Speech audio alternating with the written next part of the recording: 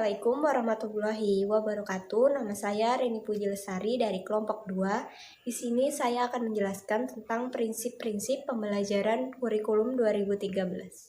Prinsip yang pertama yaitu dari siswa diberitahu menuju siswa mencari tahu. Artinya pembelajaran mendorong siswa menjadi pembelajar yang aktif. Jadi pada awal pembelajaran guru membangkitkan rasa ingin tahu siswa terhadap suatu fakta. Lalu mereka merumuskan ketidaktahuannya dalam bentuk pertanyaan. Prinsip yang kedua yaitu dari guru sebagai satu-satunya sumber belajar menjadi belajar berbasis aneka sumber. Maksudnya dalam kegiatan pembelajaran membuka peluang kepada siswa sumber belajar seperti informasi dari buku siswa, internet, koran, majalah, dan lain-lain. Prinsip yang ketiga dari pendekatan tekstual menuju proses sebagai penguatan penggunaan pendekatan ilmiah. Jadi tidak hanya tertulis, tetapi diperluas dalam kemampuan berkomunikasinya, lisannya, gerakannya, ataupun karyanya. Intinya tuh perilaku siswanya. Prinsip yang keempat yaitu dari pembelajaran berbasis konten menuju pembelajaran berbasis kompetensi. Maksudnya pembelajaran tidak hanya dilihat dari hasil belajar, tapi dari aktivitas dalam proses belajar. Jadi yang dinilai itu sikap, pengetahuan, dan keterampilannya. Prinsip pembelajaran yang kelima yaitu dari pembelajaran parsial menuju terpadu. Jadi mata pelajaran dalam pelaksanaan K13 menjadi komponen sistem yang terpadu. Semua materi pelajaran perlu diletakkan dalam sistem yang terpadu untuk menghasilkan kompetensi lulusan. Sehingga tugas yang banyak, aktivitas yang banyak, serta penggunaan waktu yang banyak tidak menjadi beban belajar berlebih terhadap perkembangan siswa. Prinsip yang keenam dari pembelajaran yang menekankan jawaban tunggal menjadi menuju multidimensi. Di sini, siswa belajar menerima kebenaran tidak unggul. Mereka akan memiliki pemikiran yang beragam mengenai pembelajaran atau materi yang diajarkan. Prinsip yang ketujuh yaitu dari pembelajaran verbalisme menuju keterampilan aplikatif. Jadi pada waktu lalu pembelajaran itu berlangsung drama. Tapi sekarang siswa harus lihat faktanya, gambarnya, videonya, dan lain-lain. Jadi tidak hanya dengan mendengar, tetapi menggunakan panca indera lainnya. Oke, jadi itu tadi penjelasan 7 prinsip pembelajaran kurikulum 2013 dari saya. Materi selanjutnya akan dilanjutkan oleh teman saya. Prinsip yang ke-8 yaitu peningkatan dan keseimbangan antara keterampilan fisikal dan keterampilan mental. Maksudnya, hasil proses pembelajaran yang diikuti peserta didik harus menuju peningkatan kompetensi dan adanya keseimbangan antara keterampilan fisikal dan keterampilan mental. Keterampilan fisiknya juga keterampilan mentalnya dan karakternya. Prinsip yang ke-9 yaitu pembelajaran yang mengutamakan pembudayaan dan pemberdayaan peserta didik sebagai pembelajar sepanjang hayat. Maksudnya, guru mengembangkan pembiasaan yang baik, norma yang baik sesuai dengan budaya masyarakat setempat.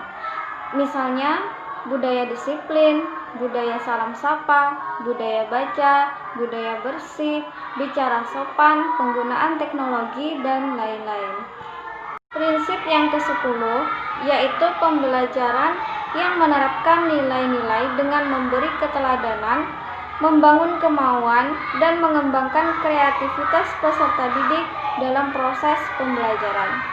Maksudnya, dalam hal ini, guru bisa menjadi teladan yang baik bagi peserta didiknya.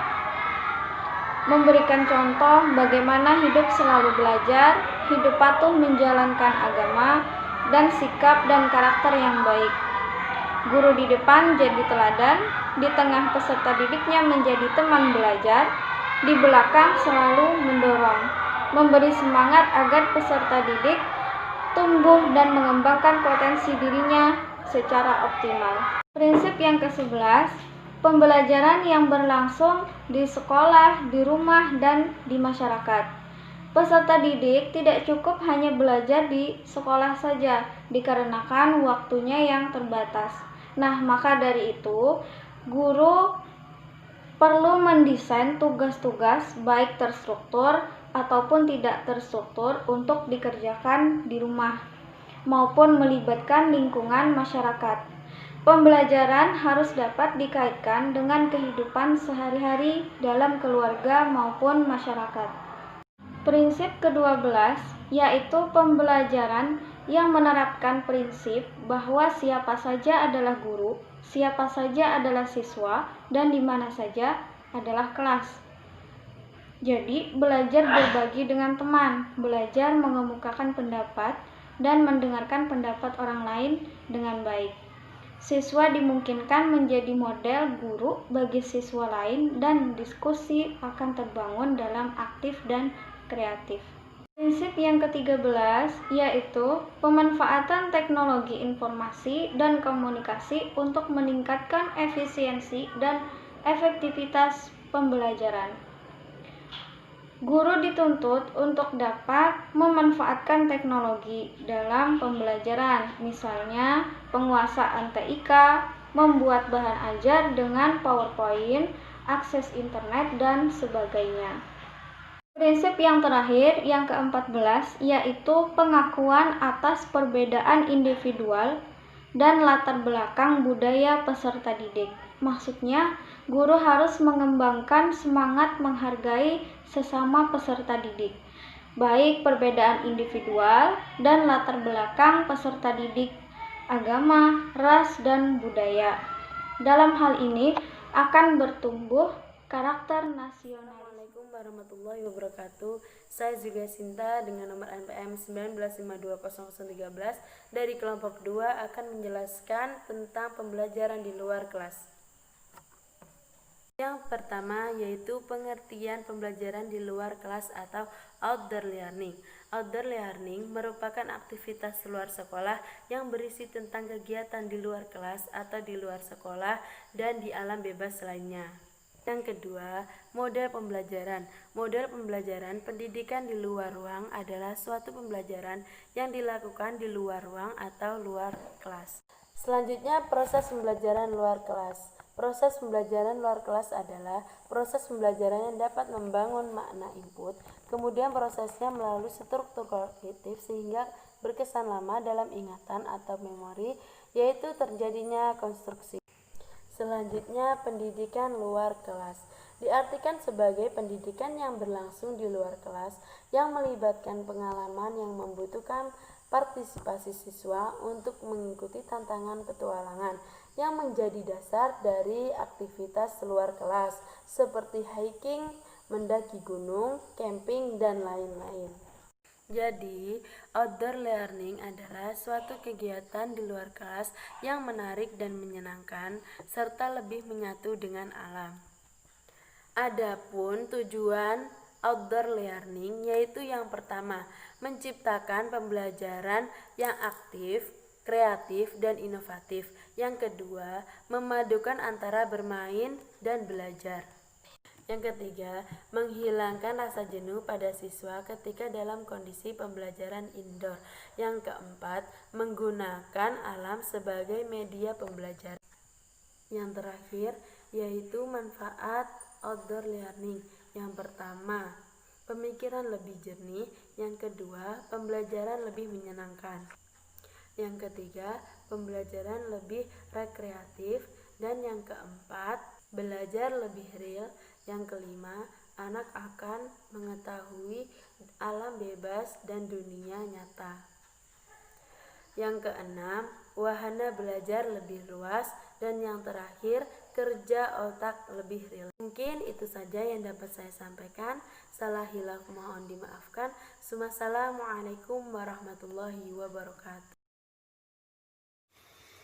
Assalamualaikum warahmatullahi wabarakatuh. Nama saya Risna Unajiah. Di sini saya akan mempresentasikan hasil PPT saya yang berjudul pengertian sumber